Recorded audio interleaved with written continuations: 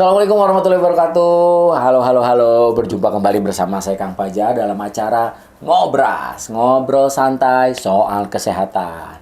Jadi kalau ngobrolin tentang kesehatan itu bukan sesuatu yang membosankan ya. Semakin dalam kita masuk ke dalam dunia kesehatan, maka akan semakin membuka wawasan kita bahwa hidup sehat itu bisa jadi tujuan gitu.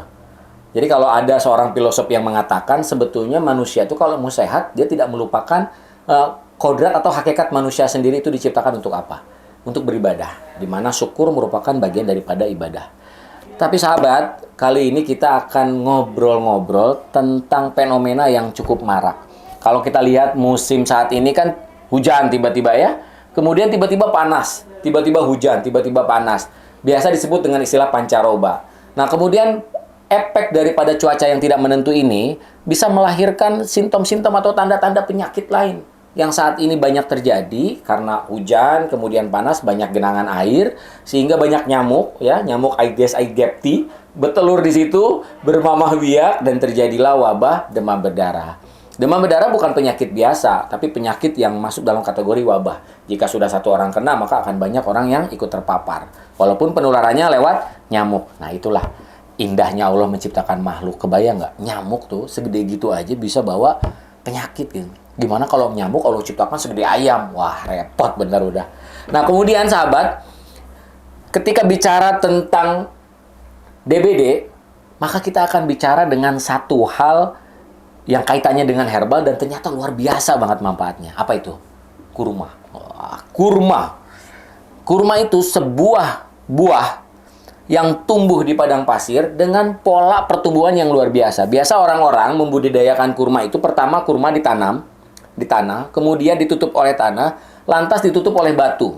Agar apa? Agar akarnya tuh betul-betul bisa tumbuh sempurna ke bawah. Baru ketika jeda waktu batu itu dibuka, baru akan tunasnya keluar.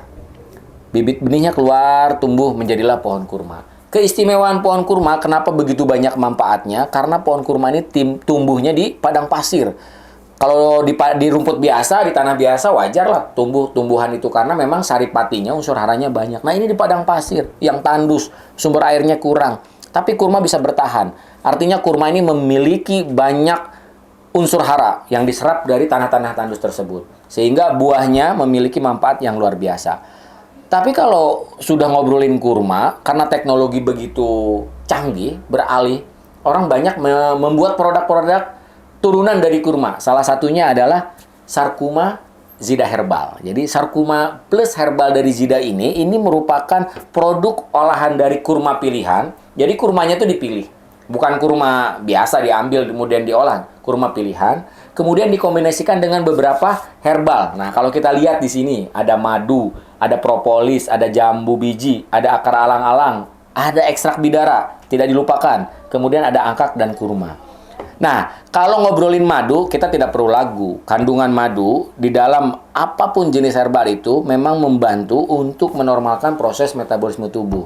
Karena sebagaimana yang Rasulullah sampaikan, kesembuhan terdapat pada 3 hal. Pertama, torehan bekam. Kedua, madu. Ketiga, alkai. Dan sesungguhnya aku tidak menyukai alkai. Alkai itu besi panas, kemudian ditempelkan di tumit kaki. Nah, itu tidak disukai Rasulullah. Karena apa? Menyerupai neraka, besi yang dibakar. Nah, kemudian selain madu ada apa lagi? Ada jambu biji, ekstrak jambu biji. Nah, secara ekstrak jambu biji ini sudah secara empiris juga tidak diragukan manfaatnya. Bisa meningkatkan kadar sel darah merah. Ya, kemudian ada lagi akar alang-alang. Akar alang-alang ini bisa membantu karena sifatnya dingin untuk meredakan demam atau peradangan. Ada juga angkak. Nah, angkak ini seperti beras, biji ini berasal dari Cina yang difermentasi, kemudian dia bisa menstimulan ya limpa untuk menghasilkan sel darah merah secara sempurna.